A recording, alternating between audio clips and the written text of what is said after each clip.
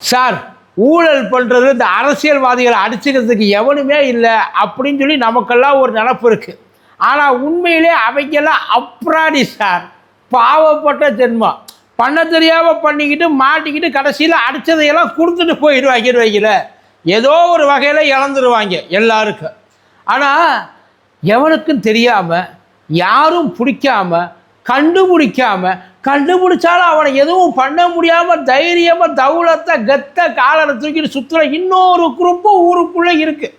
அந்த குரூப்பு தான் ஊழலை ரொம்ப உக்கிரமாக வச்சு செஞ்சுக்கிட்டு இருக்கு. யார் தெரியுமா? அதிகாரிகள் சார்.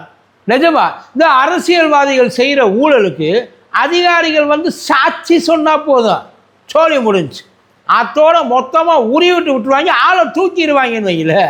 ஆனால் அந்த அதிகாரிகள் பண்ணுற ஊழல் இருக்குல்ல, அவங்க செய்கிற ஊழலை அரசியல்வாதி சாட்சியோடு கொண்டாந்து நிரூபித்தாலும் கேஸை விடுங்க, அவன் மேலே ஒரு நியூஸு கூட வராது.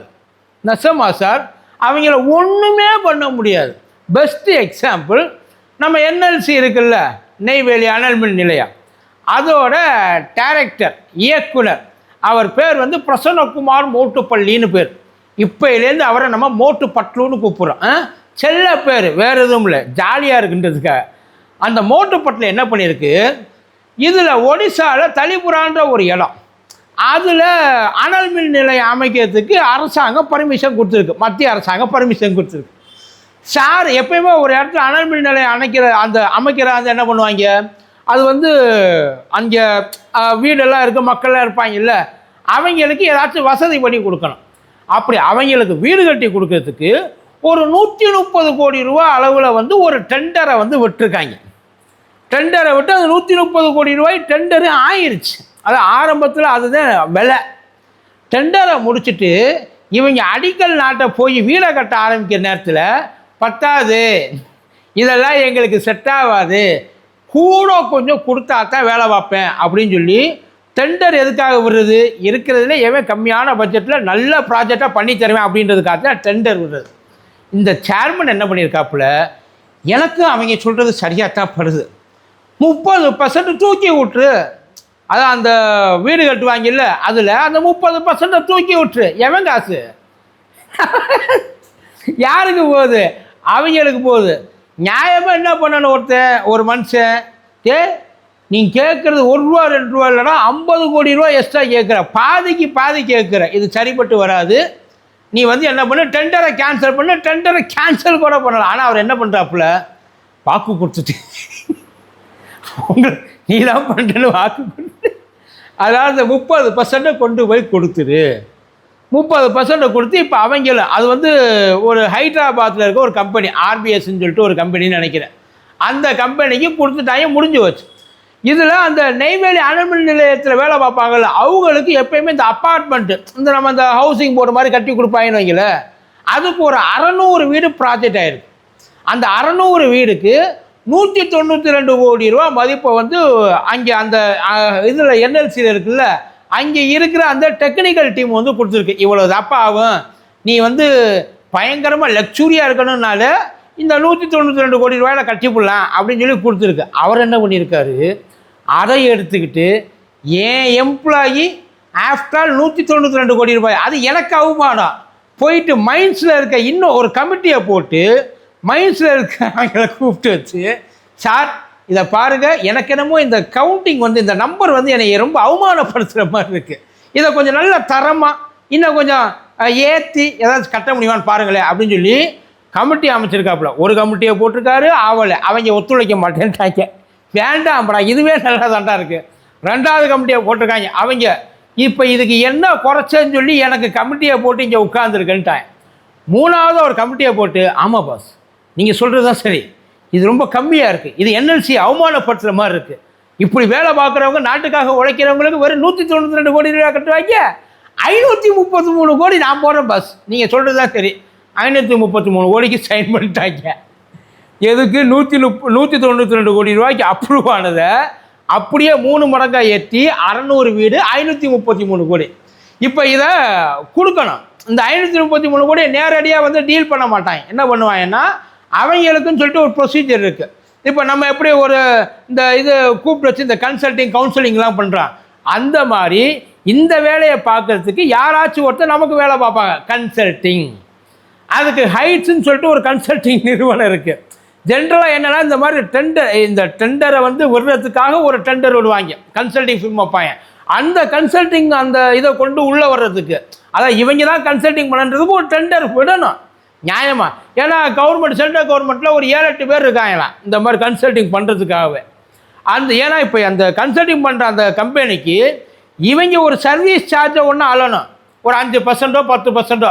5% 25 கோடி, 10% 50 கோடி. ஏன்னா 530 கோடி ப்ராஜெக்டில்.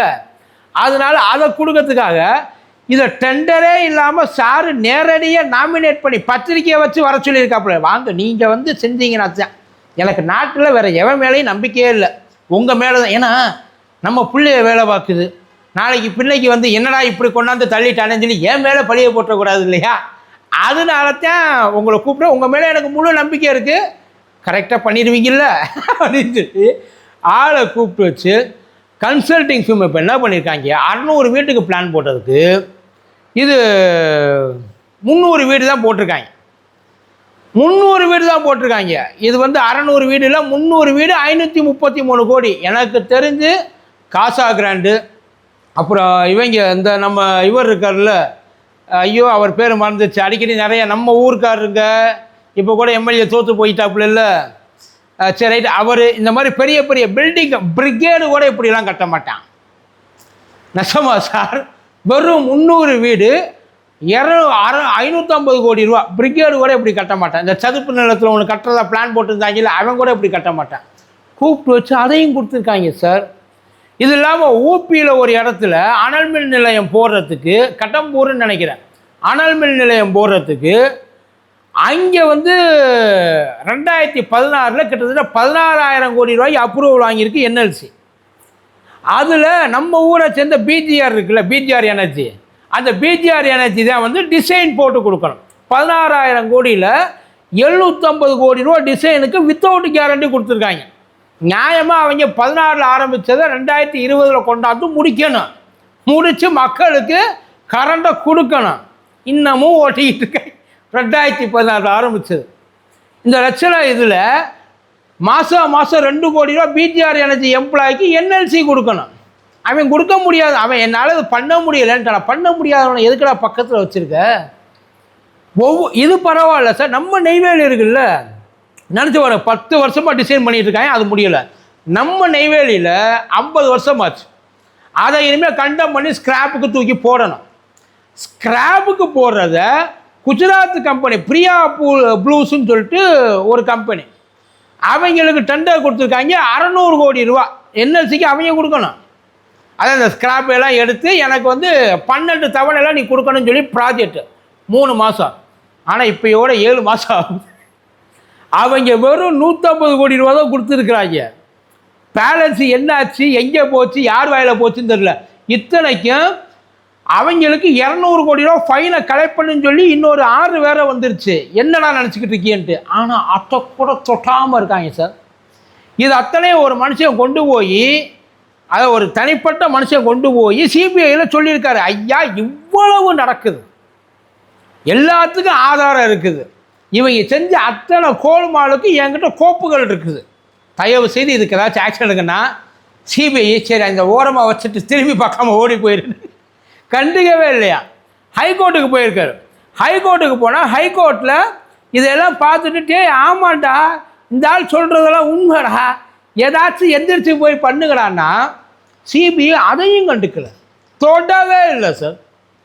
இப்போ எதனால இது வெளியில் வந்திருக்குன்னா, கடலூரோட காங்கிரஸ் எம்பி அவர் கதறி இருக்காப்புல, இவ்வளவு பண்ணிட்டு இருக்காங்க ஏன்டா அப்படி இருக்கிய அப்படின்னு சொல்லிட்டு அந்த மனுஷன் பயங்கரமாக எடுத்துக்கொண்டு போயிட்டு நேராக சிபிஐக்கு கம்ப்ளைண்ட் பண்ணிட்டார். இப்போ அதுக்கு வெயிட் பண்ணிவிட்டு உட்கார்ந்துருக்கார். Vishnu Prasad is waiting. ஆனால் இவ்வளவு நடந்திருக்கு, எங்கேயாச்சும் ஏதாச்சும் இது வரைக்கும் ஒரு இடத்துல இதை பற்றி நியூஸ் வந்திருக்கும் சார்? அசால்ட்டு 1000 கோடி ரூபாய் தூக்கி வாயில் போட்டு போயிட்டே இருந்துட்டாங்க சார். அவங்கள கேட்குறதுக்கே ஆள் இல்லை. இதெல்லாம் யாரு காசு?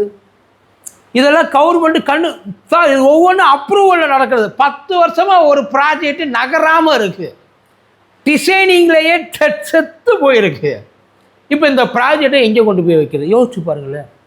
ஏன்டா முடிக்கலை? இவனுக்கு எதுக்குடா நான் செலவு பண்ணணும்? மாதம் 2 கோடி ரூபா எதுக்குடா நான் உனக்கு சம்பளம் கொடுக்கணும்? 750 கோடி ரூபாயை எந்த விதமான கேரண்டி இல்லாமல் எடுத்து கொடுத்தா என்னடா பதில்? ஏன்டா 600 வீடு கட்டுறது பர்மிஷன் வாங்கிட்டு 300 வீடுக்கு அதையே 3 மடங்காக போட்டு கட்டியடா ஏன்டா கட்டுற? ஒருத்தன் 3 மாதத்தில் முடிக்கிறேன்னா 6 மாதம் வரையும் 7 மாதம் வரையும் ப்ராஜெக்ட் எடுத்துகிட்டு இருக்கான். கவர்மெண்ட்டுக்கு தர வேண்டிய காசையே தராமல் இழுத்தடிச்சிட்டு இருக்கான். அது என்னடா பதில்?